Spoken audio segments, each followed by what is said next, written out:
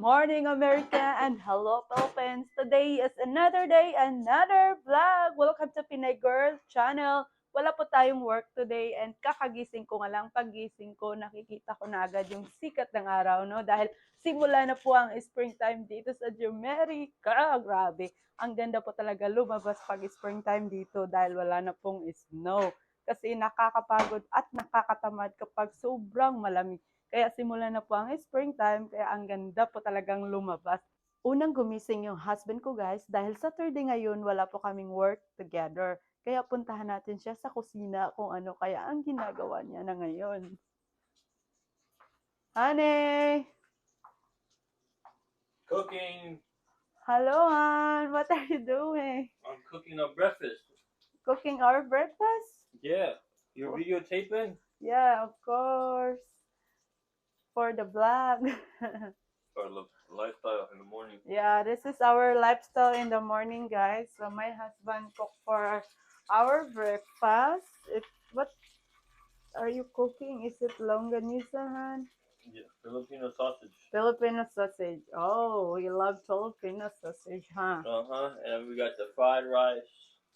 We got the fried rice and the vegetable soup on the table. Okay. Our routine when my wife has a day off and I have a day off, and this is what we do together in the morning.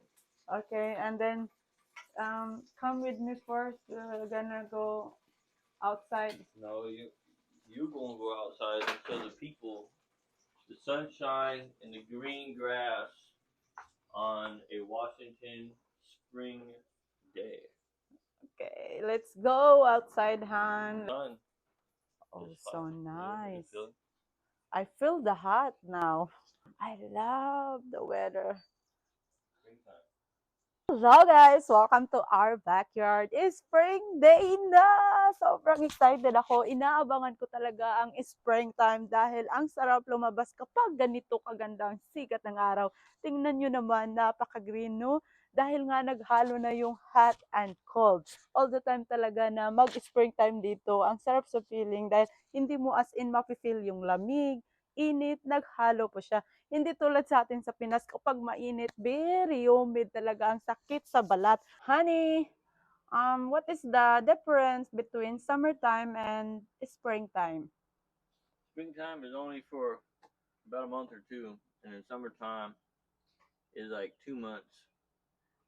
If you're lucky to get nice hot weather, then after that it goes back to fall and winter, which is rainy and cold, which that's Washington weather here in the United States is rainy and cold. So we only get one month of 1 to 2 months of good weather to do things outdoors.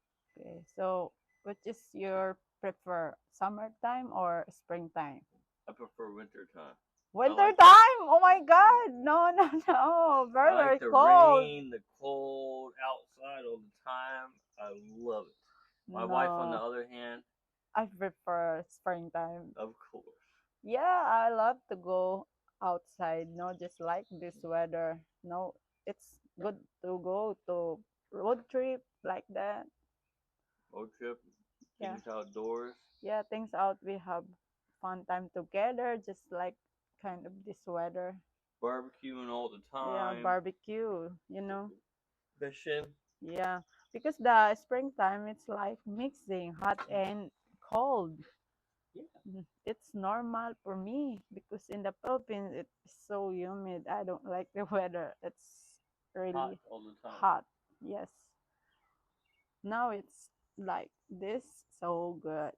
Perfect. Perfect day. Let's come inside and ready for our breakfast.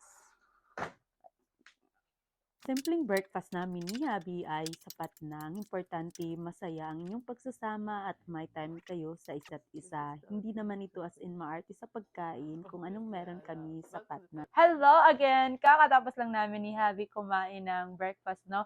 Dahil nga siya ang unang gumising, siyang nagluto ng breakfast namin. Kung ako naman lang gigising, ako ang magluluto. Dahil nga minsan siya ang unang gumising, minsan ako din. So, yun na po ang routine namin all the time kapag wala kaming work. Uusapan natin ngayon ang tungkol sa relasyon namin ni Habi, no? Marami kasi ang nagtatanong kung bakit daw na hindi pa kami nag-anak hanggang ngayon. bakit daw yung iba pagdating ng Amerika ay buntis na dahil may apam, dahil mayaman naman ang apam, pwede magbuntis agad. Yun po ang mga sinasabi nila, kinukumpara nila. Puti pa yung ibang Pinay, may anak na dalawa, isa, ikaw, bakit ngayon wala pa? Ito po talaga ang aking masasabi. To be honest, ito ang masasagot ko kung bakit hindi pa muna ako nagbuntis hanggang ngayon. Dahil simula nung nagkaanak ako noon ay na-experience ko po talaga ang hirap kapag hindi ka pa ready. Alam nyo naman na may anak na ako, no? Meron akong kakulangan bilang isang ina na hindi ko naibibigay sa aking anak. Kaya ngayon ay pinag-isipan talaga namin ng mabuti ng aking husband na sinasabi ko talaga sa kanya na kailangan maging handa tayo dahil hindi po talaga bero pag ikaw ay isang ina na. Katulad ngayon na meron akong anak na sinasabi ko palagi na gagawin ko ang lahat para sa iyo. Isa din yan ang dahilan yung naging experience ko noon na hindi pala madali magkaroon ng isang anak. For now, focus muna kami sa goal at sa trabaho namin. Sino ba naman hindi gugustuhin magkaroon ng anak sa isang apam? Halos naman talaga nangarap na magkaroon ng anak. Pero ngayon ay uunahin namin muna yung anak ko or anak namin ni Habi na makapunta dito sa Amerika. Kung ibibigay na talaga ni Lord sa tamang panahon na magkaroon kami ng sariling anak, syempre masaya at another blessing yung para sa amin. Sa ngayon ay ayaw ko munang magmadali at i-rush yung mga bagay na hindi pa ako handa at hindi pa din handa si Habi. So, kailangan po muna namin mag-ipon para sa future ng anak namin. First goal namin ay syempre mag-ipon muna ng pera para sa kinabukasan at makuha namin yung anak namin na nandun sa Pinas at makapunta na dito para magkasama na kaming tatlo at syempre mabigyan namin siya ng magandang kinabukasan. Yun po talaga ang uunahin ko. Kasi ayaw kong gumawa na naman ng anak tapos hindi ko magagampanan yung una kong anak. So yun po talaga ang aking naging mindset muna sa ngayon. So excited din ako na magkaroon kami ng sariling anak. Syempre, ini-imagine ko na nga sino kaya ang maging kamukha, ako ba or yung husband ko. Marami kasi ang nagsasabi na buti pa daw yung ibang Pinay ay meron ng anak, ako wala pa. Hindi naman natin kailangan ikumpara yung sarili natin sa iba. Kung kaya naman nila magkaroon ng anak, why not, diba? Kasi depende naman yan sa status talaga ng buhay mo dito. Meron din nagsasabi na siguro hindi ka mahal ng apa mo kaya hindi ka mabigyan ng anak. Siguro mahirap lang ang napangasawa mo. Bago po kayo magsalita, alamin niyo muna ang katotohanan kung bakit kaming dalawa ay hindi pa handa. Ang problema ng iba, nagbe-base sila kung ano nakikita nila sa social media, yun din ang paniniwalaan nila. Porket may apam ka, mayaman na, marangyan ang buhay dito sa Amerika, pwede ka nang mag-anak ng mag-anak dahil upward naman talaga nila yan. Hindi lahat ng apam ay mayaman. Yung apam ko ay sobrang simple lamang. Kahit hindi mayaman yung apam ko, at least masaya ang aming pagsasama. Yun naman talaga ang pinaka-importante sa relasyon. Hindi na natin kailangan magkumpara sa ibang Pinay na may apam din dahil buhay nila yan at wag na natin pakialaman. Ako, kung ano mang meron ako, masaya na ako. Dahil buhay ko ito, buhay nila yan. Sabi-sabi nila, bakit daw pinili kong mapangasawa yung batang apam kaysa matanda? Dapat daw matanda dahil mayaman at maraming pera at hindi ka na maghihirap. Hindi po ganun ang mindset ko. Kung ano ang nilalaman ng puso ko, yun ang pipiliin ko. Ito na mga katanungan nyo ay tungkol sa anak, relasyon, itong husband ko talaga pagdating dito ay sobrang seryoso. Kung tatanungin natin siya, syempre kailangan natin marinig kung ano ang maging opinion niya at ano ang dahilan din, no? Hindi lang ako. Alam ko, straight to the point talaga yan at prank ako magsalita. Marami nga nagsasabi na masama ba ugali ng apa mo? Bakit sobrang seryoso? Ganun na po talaga ang personality niya. Pero kung makilala niyo siya, mabait po yan. Ngayon, tatawagin ko ang aking husband at tatanungin ko siya kung bakit hanggang ngayon ay wala pa kaming anak. I know myself na meron na akong anak. Ang sinasabi nila ay yung sariling amin talaga. Kaya ito, gumawa ko ng video at gusto kong malaman at marinig natin galing kay Habi talaga mismo na kung ano ang dahilan. Kaya ito na siya, tatawagin natin. Honey, come. Okay. Hello, honey. How are you? I'm good. You're good? Okay. And then I have question for you from the people online. Okay. Okay. They're asking me why me and you we have no children yet. Well, it all takes time in life that I believe that you should be stable in life in order to have kids. And stable means stable income, stable place to live, before you bring a kid in the world, so you don't have to struggle.